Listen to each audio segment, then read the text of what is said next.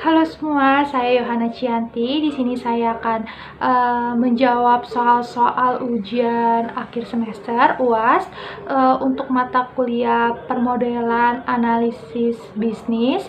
Di sini saya juga akan menjawab soal nomor 1.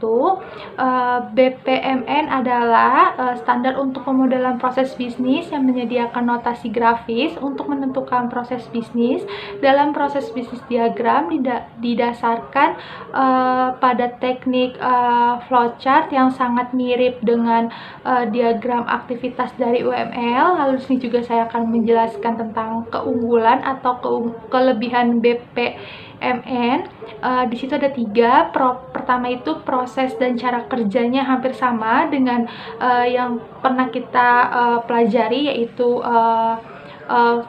flow map atau flowchart. Yang kedua itu terdapat simulasi pada pengujian proses bisnis, dan yang ketiga itu ada validasi error apabila ada relasi yang tidak nyambung. Di sini saya akan menjelaskan tentang proses BPMN tentang penerimaan mahasiswa baru. Di sini ada 4 aktivitas: ketua, panitia PMB, bagian keuangan, dan pendaftar. Pendaftar mengumpulkan persyaratan pendaftaran, lalu melakukan pendaftaran mahasiswa baru, lalu pendaftar akan melakukan pembayaran pendaftaran ke bagian keuangan. Setelah itu bagian keuangan akan memberikan data kepada panitia PMB, dan panitia PMB akan menetapkan data pendaftaran mahasiswa baru. Lalu panitia PMB akan melakukan seleksi kelulusan mahasiswa, lalu hasil seleksinya akan diberikan kepada ketua, lalu ketua akan menyetujui pengumuman calon mahasiswa baru. Setelah itu ketua memberikan pengumuman hasil kelulusan penerimaan mahasiswa baru kepada panitia PMB, lalu panitia PMB mengumumkan hasil kelulusan penerimaan mahasiswa baru kepada pendaftar, lalu pendaftar akan melihat hasil pengumuman mahasiswa baru. Di sini saya akan menjelaskan soal nomor 3. Use case adalah sebuah teknik yang digunakan dalam pengembangan sebuah software. Use case juga menjelaskan interaksi yang terjadi antara aktor inisiator dari interaksi sistem itu sendiri dengan sistem yang ada. Sebuah use case itu direpresentasikan dengan urutan langkah yang sederhana, sedangkan apa itu kelas diagram atau diagram kelas itu adalah diagram UML yang menggambarkan kelas-kelas dalam sebuah sistem dan hubungan di antara satu dengan yang lain, serta dimasukkan pula atribut dan operasi. Di sini saya akan menjawab soal nomor 4. Carilah contoh use case dan kelas diagram, kemudian beri penjelasan contoh diagram tersebut. Pertama saya akan menjelaskan tentang use case-nya terlebih dahulu. Di sini ada 3 aktor, ada customer, petugas, dan pemilih. Pertama saya akan menjelaskan tentang petugas terlebih dahulu.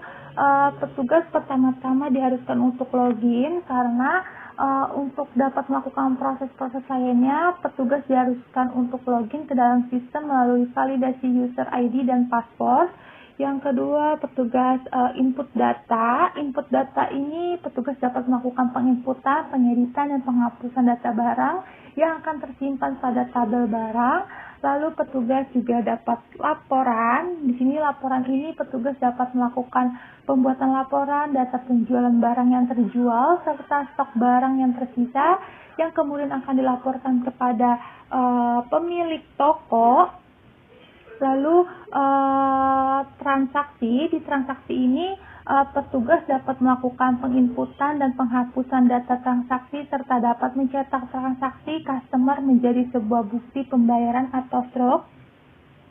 Setelah itu saya akan menjelaskan tentang customer. Customer di sini customer merupakan pembeli suatu barang atau konsumen yang membeli barang dan melakukan transaksi pembayaran. Setelah customer ini tertarik dengan barang dan akan membelinya, dia akan melakukan pembayaran atau transaksi. Lalu di sini akan ada pemilik. Pemilik di sini merupakan orang yang sangat penting di sini karena dia pemilik toko, karena pemilik juga dapat melakukan proses login seperti petugas dan dapat melihat laporan juga data penjualan secara langsung, serta dapat mengetahui data stok barang yang tersedia secara langsung di dalam sistem maupun di luar sistem atau print out laporan.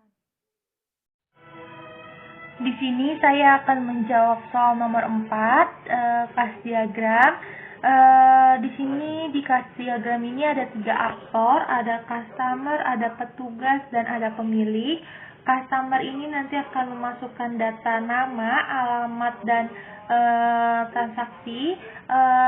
Data customer nanti akan diinput oleh petugas. Petugas ini memiliki NIP, nama, alamat, dan jabatan. Petugas memiliki peran penting dalam proses transaksi, laporan, dan login. Petugas akan melaporkan barang atau stok kepada pemilik.